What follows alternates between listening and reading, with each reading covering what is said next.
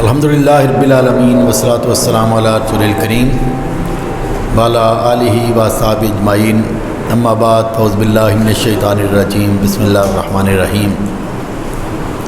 رب اشرح لی صدری ویسر لی امری واحلل من لسانی یفقہوا قولی، صدق اللہ العظیم۔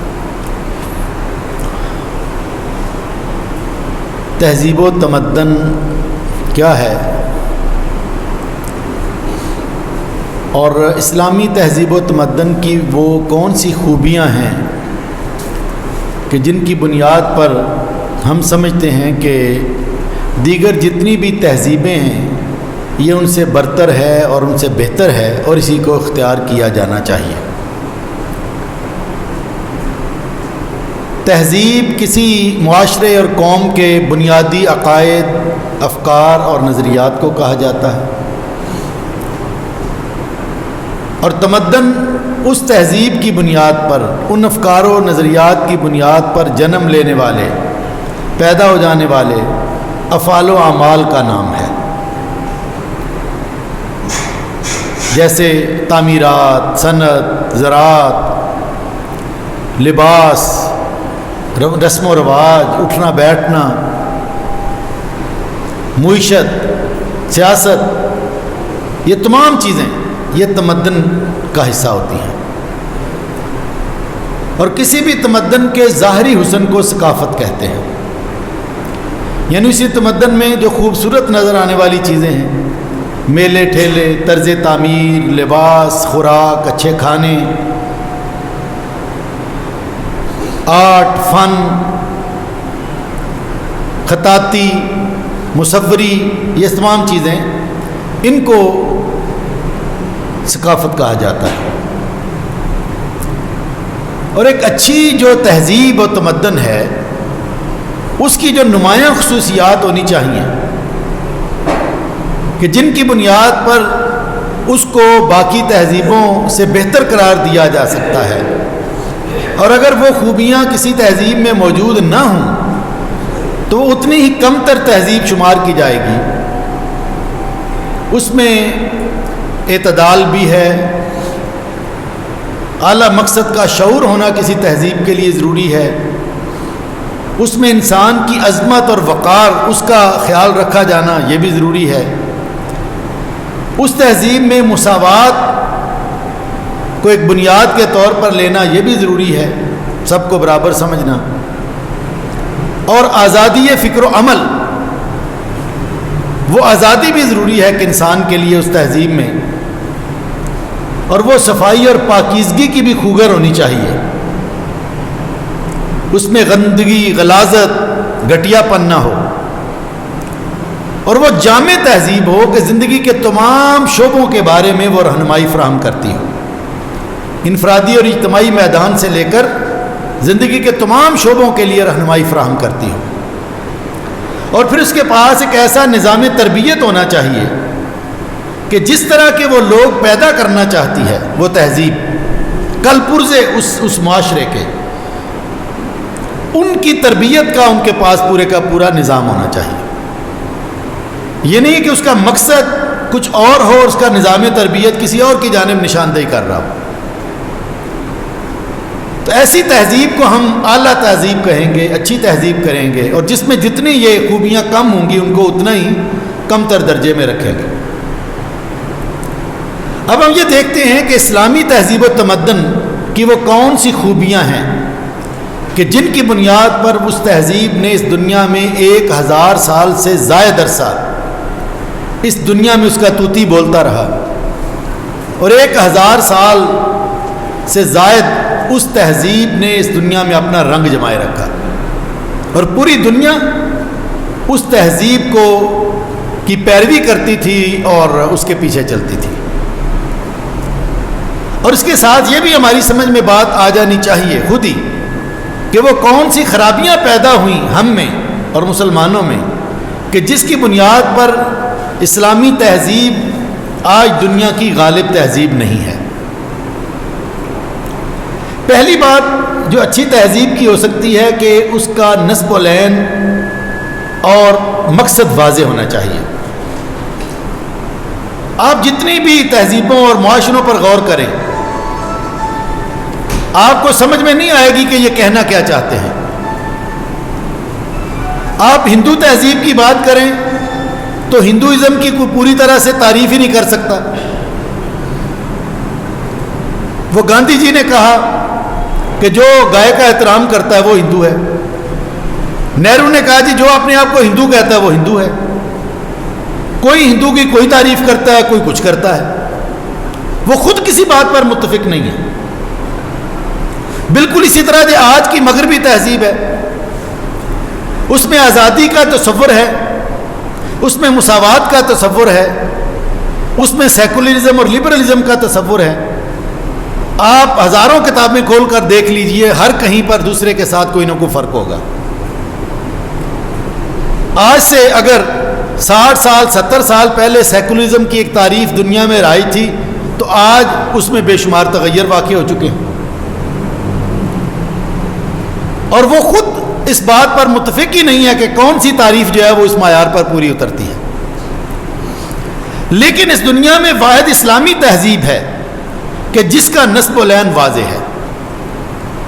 کتابیں موجود ہیں, اس کی تشریح کرنے والے موجود ہیں. آپ کسی بچے کو بھی پوچھیں تو وہ آپ کو بتا دیں گے کہ اسلام کی بنیاد توحید پر ہے, اسلام کی بنیاد رسالت پر ہے, اس کی بنیاد آخرت پر ہے, اس کی بنیاد ایمان بالملائکہ اور ایمان بالکتب پر ہے. یہ 5 چیزوں کا نام کون ہے جو آپ میں سے نہیں بتا سکتا؟ اور تھوڑا سا پڑھے لکھے کے پاس جائیں گے تو اس کی تشریح بھی کر دے گا کہ توحید سے کیا مراد ہے اور رسالت اس سے کیا مراد ہے, کہ ختم نبوت بھی اس کا حصہ ہے, اور نبی کریم صلی اللہ علیہ وسلم کو نبی ماننا اور ان کی پیروی کرنا بھی اس کا حصہ ہے, اور اس کے ساتھ ساتھ پچھلے تمام انبیاء کرام کو بھی نبی ماننا یہ بھی اس کا حصہ ہے.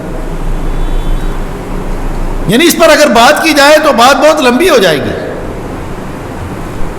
ورنہ یہ اتنا واضح تصور ہے زندگی کا اور یہ عقیدہ نظریات کہ ہر بندہ اس کی وضاحت کر سکتا ہے. اس لیے دیگر جتنی بھی تہذیبیں ہیں ان میں سے اسلامی تہذیب اپنے عقائد کے اعتبار سے, نظریات کے اعتبار سے, نسب و لین کے اعتبار سے نکھر کر سامنے آتی ہے. اس کے نظریات بالکل واضح ہوتے ہیں, اور عام آدمی بھی اس بات کو جانتا ہے کہ وما خلقت الجن والانس الا لیعبدون, ہم نے جن و انس کو پیدا اس کام کے لیے کیا کہ ہماری بندگی کریں. گویا کہ اس تہذیب کا پورا دائرہ بندگی کے اوپر مشتمل ہے. ایک خدا رب ہے اور باقی سب مخلوقات ہیں جنہوں نے اس کی بندگی کرنی ہے, اور بندگی صرف کسی خاص دائرے میں نہیں کرنی, زندگی کے تمام دائروں میں بندگی کرنی. اتنی واضح تعریف اور اتنا واضح نسب و لین کسی اور تہذیب کے پاس نہیں ہے.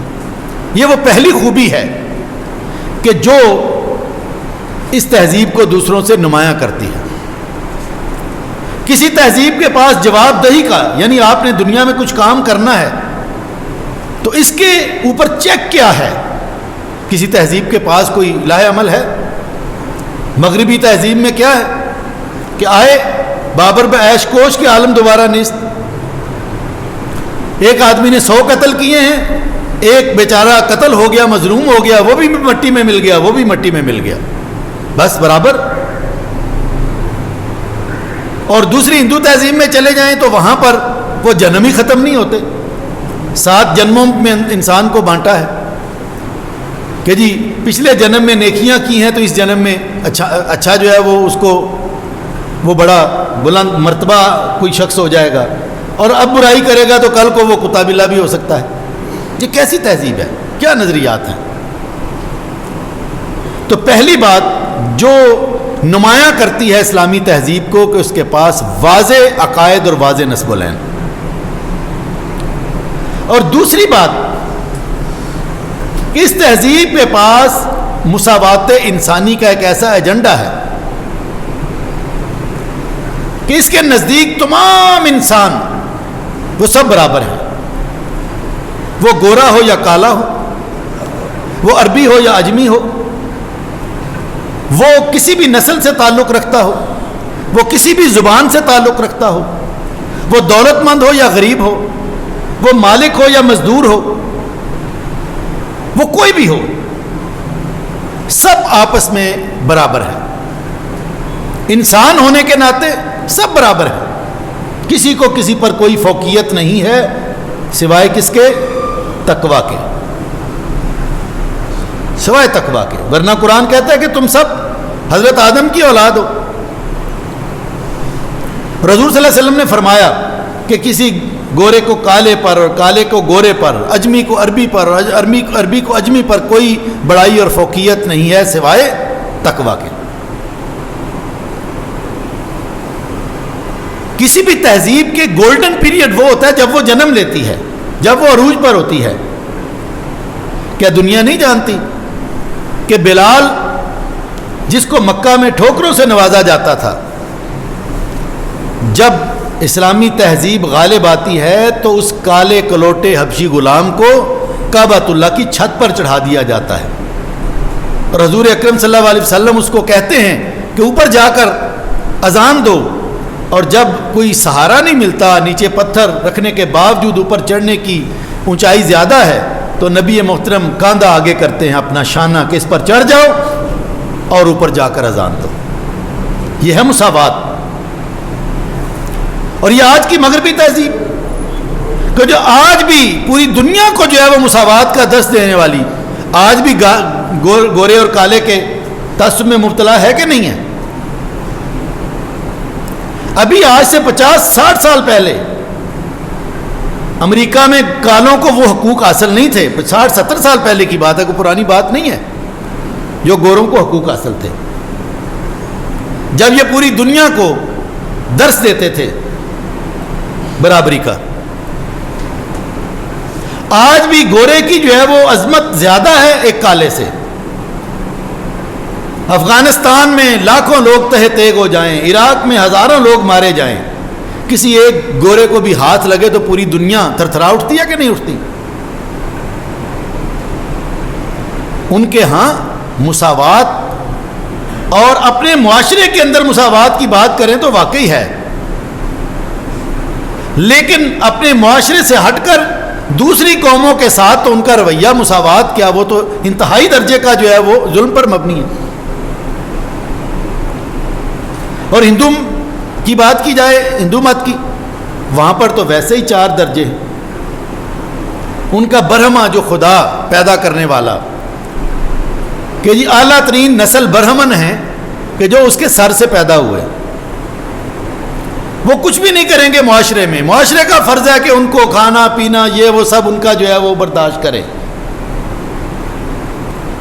اور کشتری ان کے اس کے برہما کے بازوؤں سے پیدا ہوئے، ان کا پیدائشی طور پر ان کا حق ہے کہ وہ حکمرانی کریں، اور ویش پیٹ سے پیدا ہوئے ہیں کہ جن کا کام ہے معاشرے کے لیے فصلیں اگانا، تجارت کرنا، معاشی سرگرمیاں کرنا۔ معاشی سرگرمیاں یہ کریں گے، کھائیں پیئیں گے کون؟ کشتری اور برہمن، کچھ نہ کر کے بھی۔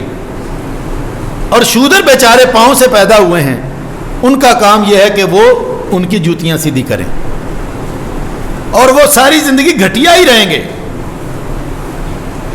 وہ اس درجے پر نہیں پہنچ سکتے۔ تو گویا کہ وہ تہذیب، ہندو تہذیب بھی بدترین عدم مساوات کا شکار ہے، اور جو مغربی تہذیب ہے وہ اپنے ملکوں کی حد تک تو مساوات کی بات کرتی ہے، لیکن جب باقی تہذیبوں اور باقی معاشروں کی بات آ جائے تو پھر ان کے ہاں دور دور تک مساوات کا کوئی خبر اور خیر ہی نہیں ملتی۔ اس لیے ہم یہ سمجھتے ہیں کہ اسلامی تہذیب انسانی مساوات کی دائی ہے۔ اور پھر تیسری چیز کہ جو اچھی تہذیب میں ہونی چاہیے کہ وہ سب انسانوں کو اپنا بھائی سمجھے، بھائی چارہ ہو، اخوت انسانی ہو، سب انسان برابر ہیں، بھائی بھائی ہیں۔ لیکن کیا ایسے ہے؟ ہندوؤں کے ہاں تو جیسے مساوات کی بات آئی، وہاں پر تو گھٹیا گھٹیا ہے اور دوسرا اعلیٰ اعلیٰ ہے۔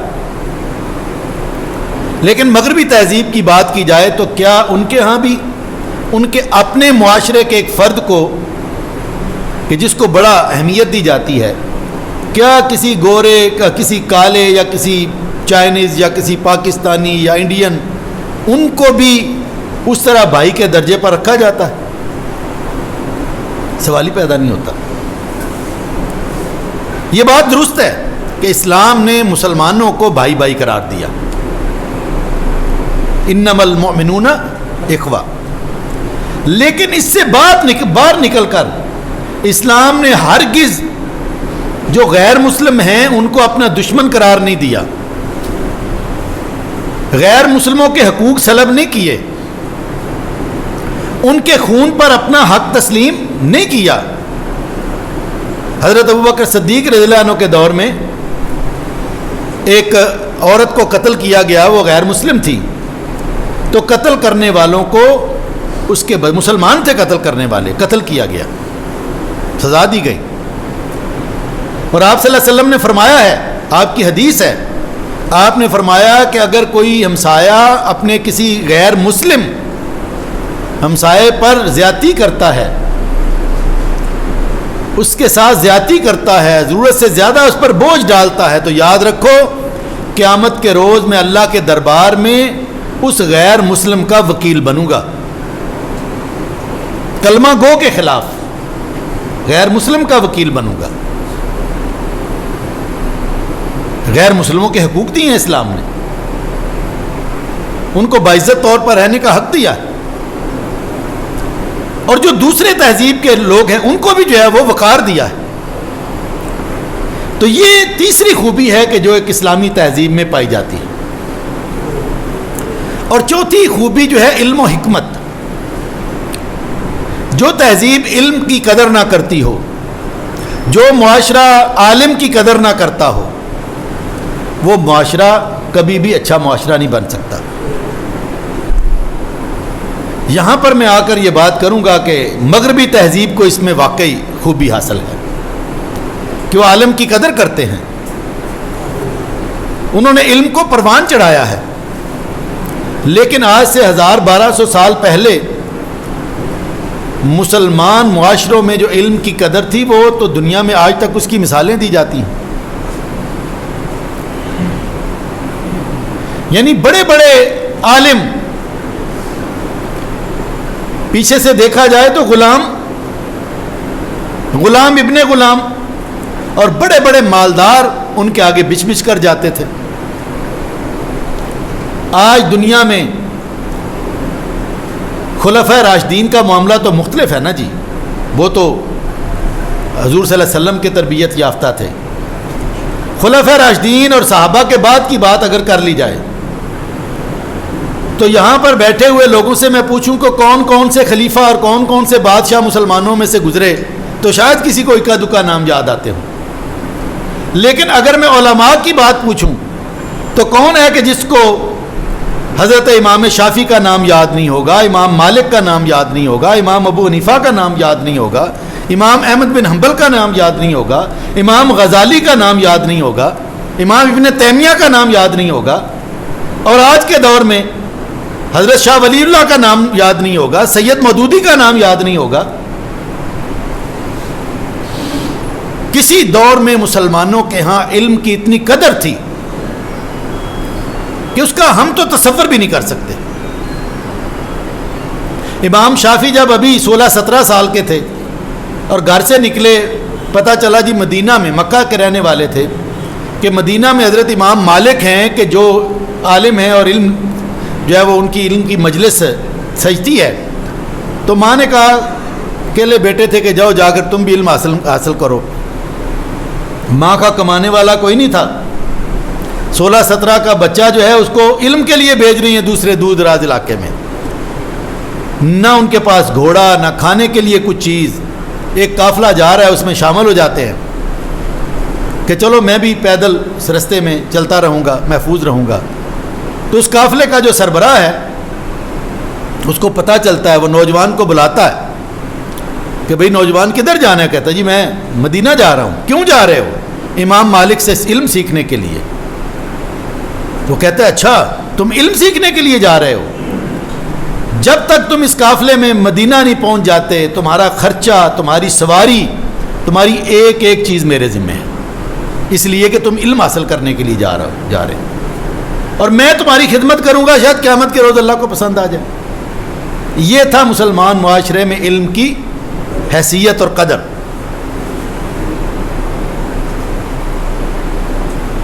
مسلمانوں کی 1400 سالہ تاریخ میں علی گڑھ پہلا ادارہ تھا کہ جہاں فیس لی گئی، ورنہ مسلمانوں کے دور میں بڑی بڑی یونیورسٹیاں رہیں، بڑے بڑے مدارس رہے، بڑے بڑے سکول رہے، سائنس کی تعلیم بھی دی جاتی تھی، دین کی تعلیم بھی دی جاتی تھی، فقہ کی تعلیم بھی دی جاتی تھی۔ کہیں پر ایک پیسہ، بادشاہ گورنر کا بیٹا ہوتا تب، کسی غریب کا بیٹا ہوتا تب، ایک پیسہ بھی فیس لینے کا رواج نہیں تھا۔ یہ تھی علم کی قدر۔ آج جو علم کی بات کرتے ہیں وہ اسکالرشپ ضرور دیتے ہیں لوگوں کو، طالب علموں کو، لیکن ان کی یونیورسٹیوں میں آج بھی فیس ہے، ہمارے بھی ہے، ہم بھی انہی کو فالو کرتے ہیں۔ یہ وہ معاشرہ تھا اور معاشرت تھی اسلامی معاشرت جس نے علم کی اتنی قدر کی اور جس کی وجہ سے پھر علم آگے بڑھا۔ اور البیرونی آج سے 1100 سال پہلے اس نے اس زمین کی گولائی معلوم کی تھی، اور جو آج سائنس انہوں نے گولائی معلوم کی ہے اس میں اور اس میں کوئی خاص فرق نہیں ہے۔ یہ علم تھا مسلمانوں کا۔ تو علم و حکمت یہ بنیادی چیز ہوتی ہے اور اسلامی تہذیب اس میں مالا مال رہی ہے۔ آج اگر ہم جو ہے وہ غلام ہے تو اس کی بنیادی وجہ یہ ہے کہ ہم نے علم کی قدر چھوڑ دی ہے۔ اور اگلی چیز دین و دنیا کی وحدت۔ مغربی تہذیب کی بات کریں تو دنیا ہی دنیا ہے، دنیا میں جو سمیٹنا ہے سمیٹ لو۔ لیکن اور اگر کہیں عیسائیت کی بات کی جائے تو ان کے ہاں تو یہ ہے کہ بس اللہ کو راضی کرنا ہے، غاروں میں جا چھپو، کہیں دور دراز عبادت کرو، دنیا کو چھوڑ دو۔ دنیا داری تو سراسر گناہ ہے۔ اور اگر ہندوازم کی بات کی جائے تو اس میں دین اور دنیا الگ الگ ہیں، ان کا مذہب الگ ہے اور ان کی دنیا الگ ہے۔ رام رام جپنا پرایا مال اپنا، ادھر رام رام بھی کرو ادھر دوسروں کا مال بھی کھاؤ، وہ دنیا کا معاملہ ہے، یہ دین کا معاملہ ہے، مذہب کا معاملہ ہے۔ لیکن اسلامی تہذیب ایسی تہذیب ہے کہ جو دین اور دنیا کو الگ الگ نہیں کرتی، بلکہ دنیا دین کے تابع ہے۔ آپ کوئی دنیا کا کام کرنا چاہیں آپ کو دین اس کے بارے میں رہنمائی فراہم کرے گا۔ آپ نے اٹھنا کیسے ہے، آپ نے بیٹھنا کیسے ہے، بیت الخلاء میں کیسے جانا ہے، باہر کیسے نکلنا ہے، کون سا قدم اندر رکھنا ہے، کون سا قدم باہر رکھنا ہے۔ سیاست، معیشت، معاشرت کوئی چیز ہے جس کے بارے میں یہ دنیا گزارنے کے لیے دین رہنمائی فراہم نہ کرتا ہو؟ جدا ہو دی سیاست سے تو رہ جاتی ہے چنگیزی۔ ایک ایک دنیا کی چیز دین کے تابع ہے۔ تو یہ دنیا اور دین کو اکٹھا کیا گیا ہے، ایک کیا گیا ہے۔ نہ یہ مغربی تہذیب کے ہاں ملتا ہے، وہاں دین کو دیس نکالا دے دیا گیا مذہب کو، اور باقی جو تہذیبیں ان میں ان کو الگ الگ کر دیا گیا۔ وہ کہتے ہیں جی مذہب انسان کا پرائیویٹ معاملہ ہے، جو چاہو کرو، لیکن اجتماعی معاملات میں مذہب کو اور دین کو نہ لاؤ۔ اچھی تہذیب وہ ہے کہ جو جس نے پیدا کیا ہے اس کی رہنمائی کے اندر دنیا کو گزارے۔ انسان جب فیصلہ کرتے ہیں تو انسان تو کہیں سے کہیں پہنچ جاتے ہیں۔ کبھی وہ اتنا ظالم ہو جاتا ہے کہ وہ ہیروشیما اور ناگاساکی پر بم پھینک دیتا ہے، حالانکہ اس کی کوئی ضرورت نہیں تھی، اس وقت جنگ ختم ہو چکی تھی، کیونکہ فیصلہ رب کی بجائے بندے کے اختیار میں ہے نا، وہ رب ہے یہاں پر۔ اور دوسری طرف حضرت علی جب لڑائی کے درمیان میں ایک شخص کو گراتے ہیں اور اس کو قتل کرنے لگتے ہیں تو وہ منہ پر تھوک دیتا ہے، پیچھے ہٹ جاتے ہیں، پوچھتا ہے کیوں چھوڑ دیا؟ اب تو غصے کے ساتھ حملہ کرنا چاہیے تھا، تو کہتے ہیں پہلے میں نے تمہیں رب کی وجہ سے، رب کی دشمنی کی وجہ سے جو تمہارے اندر تھی وہ مارنا چاہتا تھا، اب میری ذاتی دشمنی شامل ہوگی اس لیے میں پیچھے ہٹ گیا۔ تو یہ دین کی اور دنیا کی جو وحدت ہے، اس سے انسان بنتا ہے، اور یہ خوبی ہے اسلامی تہذیب میں۔ اور پھر صفائی اور پاکیزگی، یہ تو اس کا خاصہ ہے۔ صفائی نصف ایمان قرار دی گئی، پاکیزگی کے بغیر ہم مسجد میں آ ہی نہیں سکتے۔ مغربی تہذیب میں بڑی صفائی ہے، پاکیزگی نام کو نہیں ہے۔ دماغ کی غلاظت، خیالات کی غلاظت، عملی زندگی کے اندر غلاظت، کیا کیا ہے کہ جس کو بیان نہیں کیا جا سکتا۔ اور ہندوؤں کے ہاں تو جو ہے اس تہذیب میں اور دیگر تہذیبوں میں تو گندگی ہے۔ اسلامی تہذیب صفائی کی بات بھی کرتی ہے اور پاکیزگی کی، طہارت بھی اور نظافت بھی۔ اور پھر اس تہذیب میں عدل و احسان کو بہت بنیادی عمل دخل ہے۔ یعنی باقی سب تہذیبوں میں عدل کی بات کی جاتی ہے کہ جس کا جو حق ہے اس کو دو، لیکن ہمارے ہاں جہاں بھی عدل کی بات ہوتی ہے وہاں احسان کی بات ساتھ ضرور ہوتی ہے۔ ان اللہ یامر بالعدل والاحسان، اور احسان کیا ہے کہ اپنا بھی حق چھوڑ کر دوسروں کو دے دینا۔ ایک روٹی ہے، بھوک لگی ہے، لیکن اگر کوئی دوسرا بھوکا ہے تو اپنی روٹی اس کو دے دینا یا آدھی کر کے اس کو دے دینا۔ یہ تہذیب میں حسن پیدا کرتی ہے۔ یہ آج مغربی تہذیب یہ تو حقوق کی بات کرتی ہے، فلاں کے حقوق، میرا حقوق، مزدور کا حقوق، مالک کے حقوق، یہ حقوق کے علاوہ کوئی ہے ان کے پاس؟